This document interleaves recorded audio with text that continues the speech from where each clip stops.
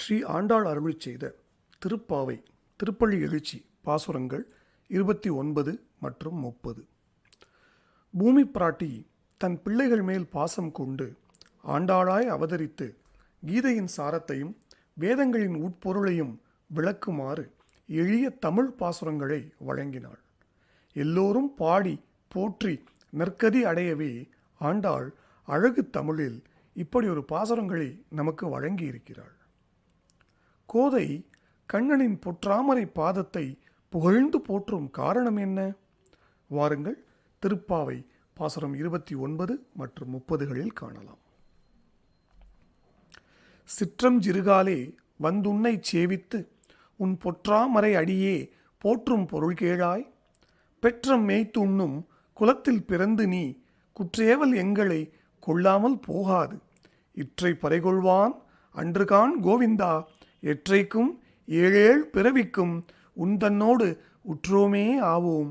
உனக்கே நாம் ஆட்செய்யோம், மற்றை நம் காமங்கள் மாற்றேலோர் எம்பாவாய். பாசுரம் 30.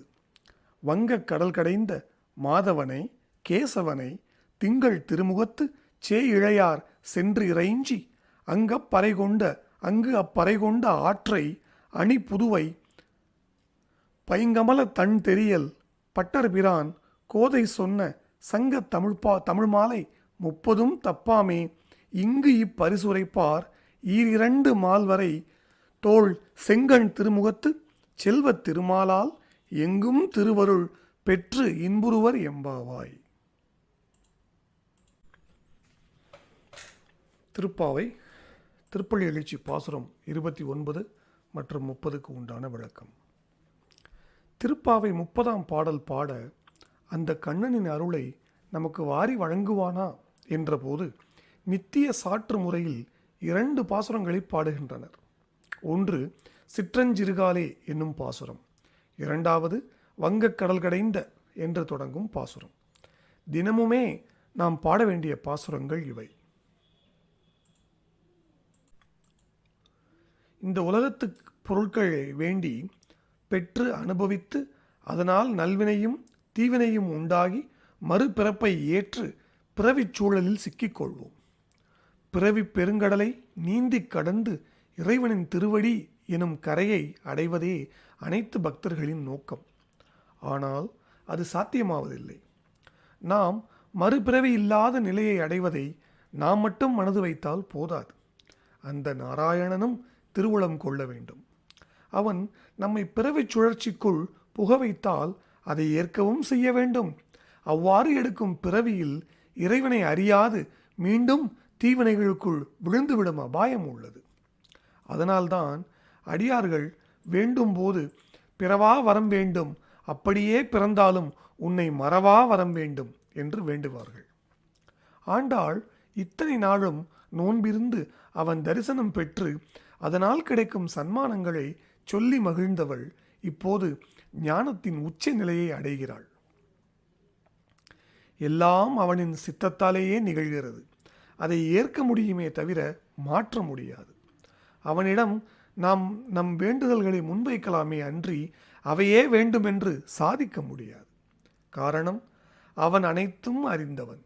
எனவே ஆண்டாள் அவனிடம் பரிபூரண சரணாகதி செய்து வேண்டுகிறாள். கண்ணா, இன்னும் காலை வேளை முழுமையாக முகிழ்ந்து விடவில்லை.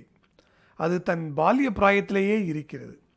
இதை சின்னஞ்சிறு காலையில் வந்து உன்னை சேவித்து உனது தாமரை போன்ற தங்கமான பாதங்களை நாங்கள் ஏன் பணிந்து கொள்கிறோம் என்பதை நீ அறிய மாட்டாயா என்ன? நாங்கள் எல்லாம் கால்நடை செல்வங்களை மேய்த்து அதையே பிழைப்பாக கொண்டு வாழ்பவர்கள். நீ எங்கள் குலத்தில் தோன்றியது எங்களுக்கு பாக்கியம். அப்படிப்பட்ட பாக்கியம் கொண்டதன் பலன் நீ எங்களை ஆட்கொண்டு அருள்வதில்தான் இருக்கிறது. ஒருவேளை நீ எங்களை ஆட்கொண்டு அருளாமல் விட்டுவிட்டால் நாங்கள் எங்கு போவோம்? அதனால்தான் உன்னிடம் பறை பெற்று உன்னை பாடி துதிக்க வந்திருக்கிறோம். ஒருவேளை உன் சித்தம் எங்களை பிறவி எடுக்கச் செய்வாய் என்றால் அப்போதெல்லாம் நீயும் தவறாது எங்களோடு அவதரி. எப்படி எங்கள் குலத்தில் தோன்றி எங்களுக்கு இந்த பிறவியில் உறவானாயோ அதே போன்று வரும் 7 பிறவியிலும் நீயே அவதரி. நீ உறவாகி அருள்வாய் என்றால் இந்த பிறவிச் சுழற்சியும் எங்களுக்கு இனிமையானதாகவே மாறும்.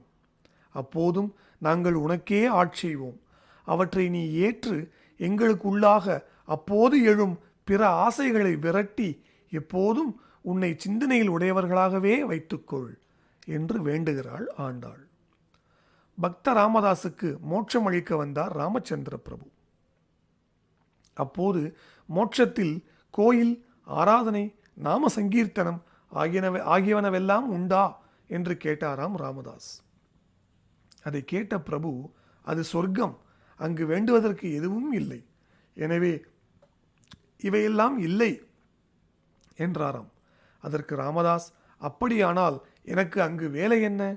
உன் நாம சங்கீர்த்தனத்திலும் உயர்ந்த இன்பம் வேறு என்ன இருக்கிறது? நான் இங்கேயே இருந்து என் சூட்சும உடலோடு உன் நாமத்தை பாடிக்கொண்டிருக்கிறேன் என்றாராம். கோதையின் புகழையும் திருப்பாவையின் பெருமையையும் சொல்லும் பாசுரம் கோதை பிறந்த ஊர் என்பது.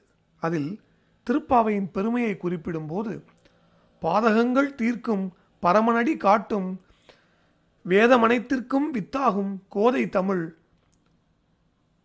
ஐந்தும் ஐந்தும் அறியாத மானிடரை வையகம் சுமப்பது வம்பு என்று பாடுகிறது. திருப்பாவையை பாடுவது நம்மை பரமனடிக்கு இட்டுச் செல்லும். காரணம், கோதையின் திருப்பாவை வேதம் அனைத்திற்கும் வித்தாகும் என்று போற்றுகிறது. ஆண்டாள் பூமி பிராட்டியின் அவதாரம். மானுடர்களின் பாவங்கள் தீர வேத பாராயணம் செய்ய வேண்டும். ஆனால் கலியுகத்தில் வேத பாராயணமும் நலிந்து வருகிறது. வாழ்வில் மேன்மையுற கண்ணன் கீதையை உபதேசித்தான். கீதையையும் பாகவதத்தையும் பாராயணம் செய்வதும் நல்லது. ஆனால் எல்லோராலும் அந்த அளவுக்கு ஸ்ரத்தையோடு சொல்ல முடியாது.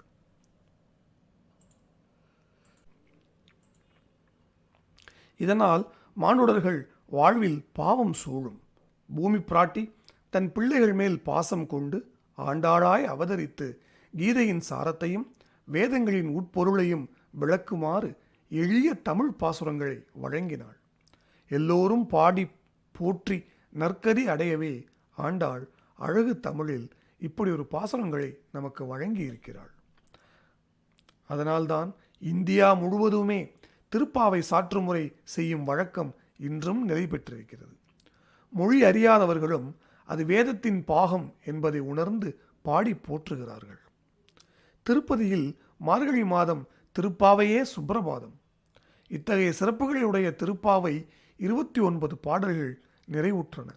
இவற்றை பாடுவதால் என்ன பலன் என்பது போல ஆண்டாள் நாச்சியார் மற்றும் ஒரு பாடலை பாடுகிறாள். அது வங்க கடல் கடைந்த மாதவனை கேசவனை திங்கள் திருமுகத்து சேயிழையார் சென்று இறைஞ்சி அங்கு அப்பறை கொண்ட ஆற்றை அணி புதுவை பைங்கமல தன் தெரியல் பட்டர்பிரான் கோதை சொன்ன சங்க தமிழ் மாலை 30 தப்பாமே இங்கு இப்பரிசு உரைப்பார் ஈரிரண்டு மால்வரை தோள் செங்கண் திருமுகத்து செல்வ திருமாலால் எங்கும் திருவருள் பெற்று இன்புறுவர் எம்பாவாய் என்பது அந்த 30வது பாசுரம்.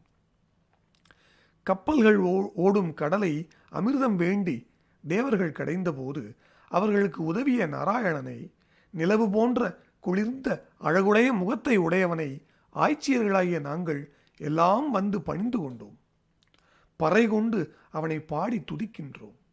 அழகிய நகரான இந்த ஸ்ரீவில்லிபுத்தூரில் எப்போதும் உனக்காக தாமரை மலர்களை பறித்து கொண்டும் அவற்றால் மாலை கட்டி கொண்டும் இருக்கும் கைகளை உடைய பெரியாழ்வாரின் மகளாகிய ஆண்டாள் பாடிய இந்த அற்புதமான 30 பாசுரங்களையும் தப்பாமல் பாடி போற்றினால் மலை போன்ற தோள்களை உடையவனும் சிவந்த கண்களை உடையவனும் வற்றாத செல்வமான திருமகளை உடையவனுமான அந்த கண்ணனின் அருளை பெற்று நலமுடன் இந்த உலகில் வாழலாம் என்று ஆண்டாள் தன் பாசுரங்களுக்கான பலஸ்ருதியையும் சேர்த்தே பாடி வைத்தாள். ஆண்டாள் தமிழின் ஒப்பற்ற பொக்கிஷம். அவள் அருளிய பாசுரங்களை மார்கழி மாதத்தில் மட்டும் அல்லாமல் தினமுமே பாடி வர நல்ல அருளும் மொழி வளமும் செல்வமும் நம்மோடு எப்போதும் நிறைந்திருக்கும். ஆண்டாள் திருவடிகளே சரணம். நன்றி. ஓம் ஸ்ரீ நமோ நாராயணாய. ஓம் நாராயணாய வித்மகே வாசுதேவாய தீமகி தன்னோ விஷ்ணு பிரச்சோதயாது.